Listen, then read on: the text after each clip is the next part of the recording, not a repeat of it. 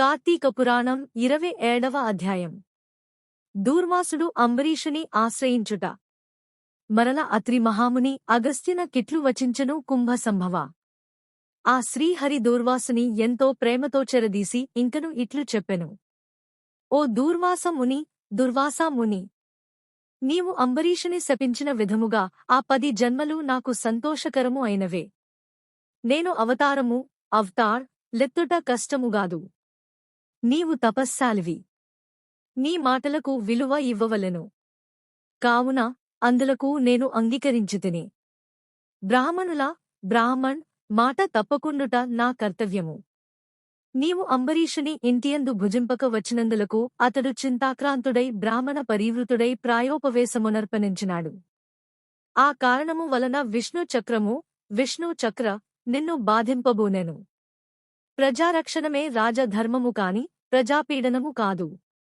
ఒక బ్రాహ్మణుడు దుష్టుడైనచో వానిని జ్ఞానులగు బ్రాహ్మణులే శిక్షింపవలెను. ఒక విప్రుడు పాపియైన మరొక విప్రుడే దండించవలెను. ధనుర్బాణములు ధరించి ముష్కరుడై యుద్ధమునకు వచ్చిన బ్రాహ్మణుని తప్ప మరెవ్వరిని ఎప్పుడూ దండించకూడదు.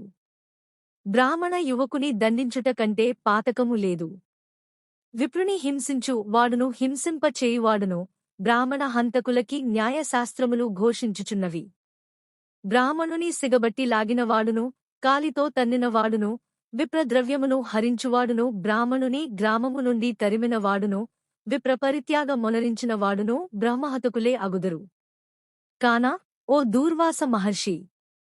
అంబరీషుడు నీ గురించి తపస్శాలియు విప్రోత్తముడును అగు దూర్వాసుడు నా మూలమున ప్రాణ సంకటం పొందుచున్నాడు. అయ్యో! నేను బ్రాహ్మణ హంతకుడనైతినే అని పరితాపము పొందుచున్నాడు. కాబట్టి నీవు వేగమే అంబరీషుని కడకేగుము.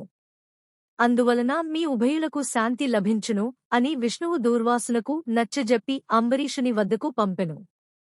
ఇట్లు స్కాంద పురాణాంతర్గత వశిష్ఠ ప్రోక్త కార్తీక మహాత్మ్య మండలి సప్తవిశోధ్యాయము 27వ అధ్యాయం 27వ రోజు పారాయణము సమాప్తము.